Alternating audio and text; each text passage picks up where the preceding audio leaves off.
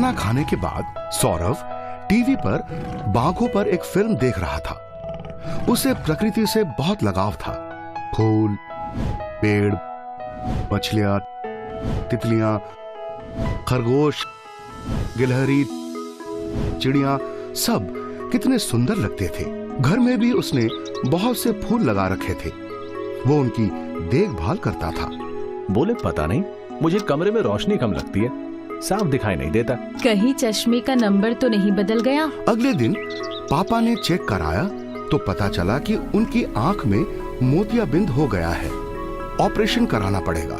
Mummy को चिंता होने लगी। सबने समझाया कि आंख के ऑपरेशन में घबराने की कोई बात नहीं है।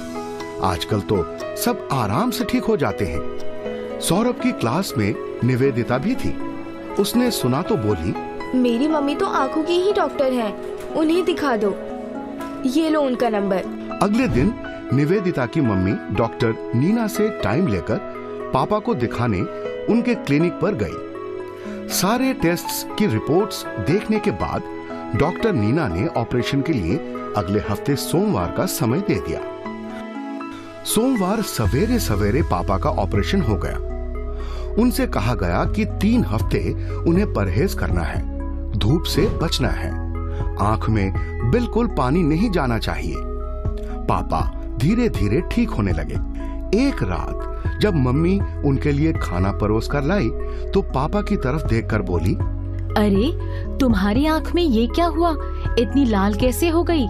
सौरभ अपने कमरे में काम कर रहा था। वो दौड़ा आया।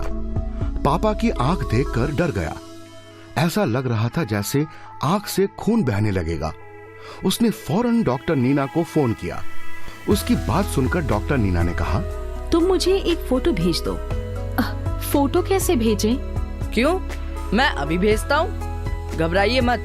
फिर सौरभ ने पापा के मोबाइल से उनकी आंख का फोटो खींचा और डॉक्टर को व्हाट्सएप कर दिया। वो इंतजार करता रहा मगर उनका कोई जवाब नहीं आया।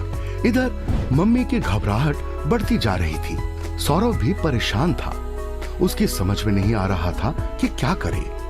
वो देख रहा था कि मम्मी की परेशानी से पापा भी घबरा रहे थे।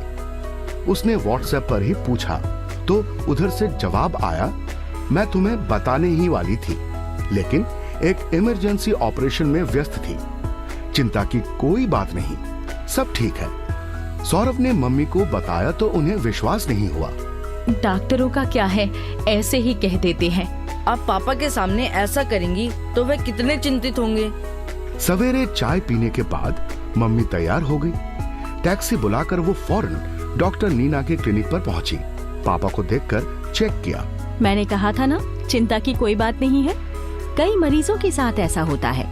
थोड़े दिनों में ये लाली अपने आप चली जाएगी। मुझे पता है कि फैमिली के लोगों को ऐसा देखकर बहुत घबराहट होती है। उनकी बात ठीक थी। थोड़े दिन में पापा की आंख की लाली चली गई। सौरभ सोचता था कि अगर व्हाट्सएप करना ना जानता होता तो उस रात डॉक्टर को पापा की आंख की फोटो कैसे भेजता। जब पापा बिल्कुल ठीक हो गए तो मम्मी ने निवेदिता के लिए केक भेजा। कहा, हमेशा खुश रहो बेटा, अपनी मम्मी पापा को बहुत थैंक्स कहना। अरे वो तुम्हारे पापा हैं? तो मेरे अंकल भी हैं। चलो पार्टी करते हैं। अगले शनिवार सौरभ ने अपने दोस्तों को घर पर बुलाया। वो सब देर तक गाना बजाना करते रहे। सौरभ और निवेदिता के मम्मी पापा भी उस पार्टी में शामिल हुए। पापा को नया चश्मा मिल गया था और अब उन्हें सब कुछ साफ दिखाई देता था। विदा लेते वक्त मम्मी ने बनारस से ली एक सुंदर साड़ी डॉक्टर नीना को देते हुए कहा, अपनी बहन के लिए ये छोटी सी भेंट। फिर वे दोनों एक दूसरे के गले लग गई। तो इस प्रकार सौरभ ने अपनी सूझबूझ से व्हाट्सएप द्वारा पापा की आंखों की तस्वीर डॉक्टर नीना को भेजकर सबकी चिंता को दूर किया। संस्कारशाला से जुड़ने के लिए देखें, सुनें और पढ़ें